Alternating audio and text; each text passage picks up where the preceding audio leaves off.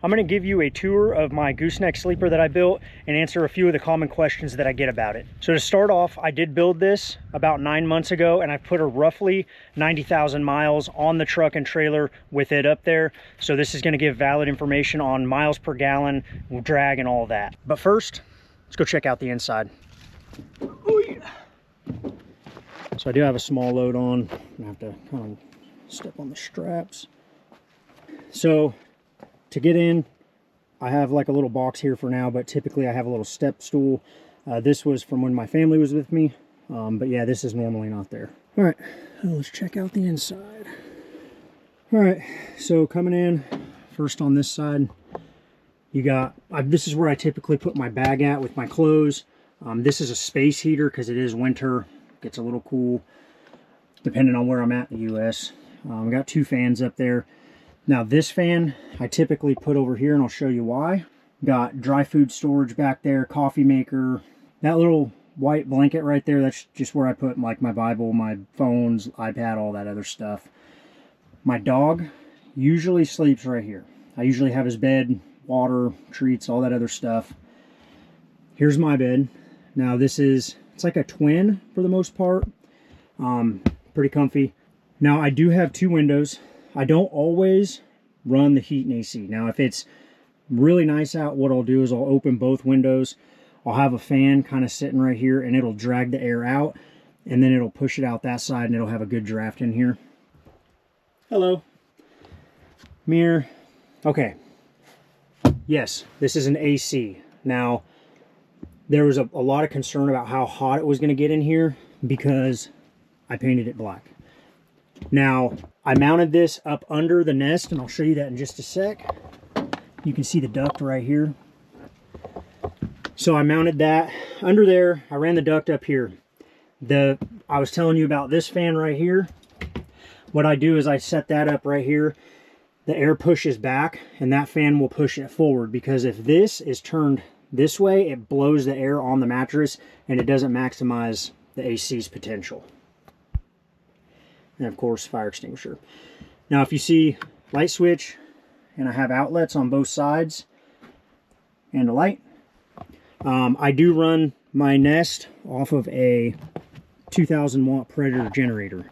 Now that does have enough power to run the air conditioning unit and the coffee pot at the same time. It does not have enough to run the coffee pot and the heater at the same time. So I'll probably upgrade to maybe a 2500 or a 3000 in the future, but for now, that works good for us. Now, outside, I'm not going to talk about what I built it with, how I built it, because we do have possible future plans to build and sell these things, but we're working on patenting stuff as of right now.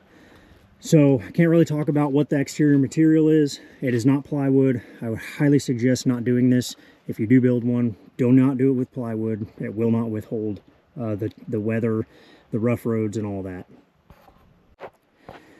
But kind of going back to like the hot summers, I did double wall insulate this. So even just with the AC running in there, I have to turn the AC off throughout the night. Even if it's 110, 115 degrees outside, it still gets super cold inside this thing. So I actually have a button that I push that'll kill the AC unit and all that, to where, you know, it's not running all night and freezing me out. All right, kind of going underneath. This is where I mounted my AC unit, and then I duct it in like that. This is the plug right here. I normally have it plugged into here, and this is the on-off switch. So I have a little remote in there, and when I hit the remote, it turns this either on or off, which will kick the air conditioning unit on or off. All right, what are some questions that I get? Does it have a lot of drag? Probably one of the #1 questions, along with miles per gallon. They kind of go hand in hand, because you can see it kind of has like a bull nose in the front. It's just kind of flat, kind of like hauling a container or something. Shockingly, no, I didn't lose much miles per gallon. I lost 0.7 miles per gallon over the last 90,000 miles. I don't get barely any drag. We were in the Kansas tornadoes back in March of 2025. So, I mean, we were in 60 mile per hour side winds, and I couldn't even feel the thing up there. Now, when it comes to like driving down the road and the thing swaying, Yes, you do feel a little bit of swaying, especially when you're, you know, hitting really big bumps and potholes. Yes, you can tell it's up there. How heavy is it? It weighs about 500 to 600 pounds, depending on what I have inside of it.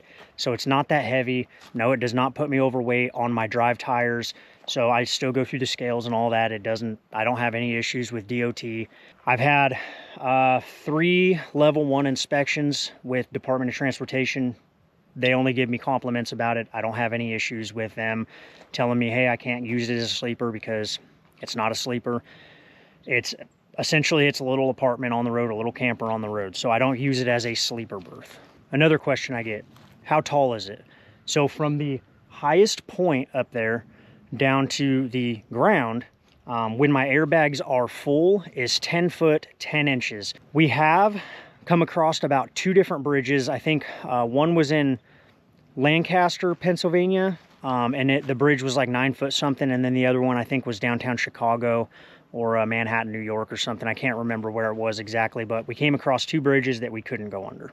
So we're not really restricted when it comes to the height of it. The last question that we get, do we ever come across loads that we end up that block the doorway from us being able to physically get into the goose nest? No, we have not hauled anything yet. Most of the stuff that I haul is very short, very light.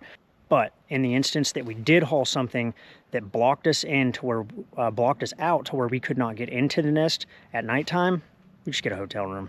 We ain't too worried about it. But typically, I don't take loads that are gonna block us from getting in. So yeah, that's the goose nest that we built.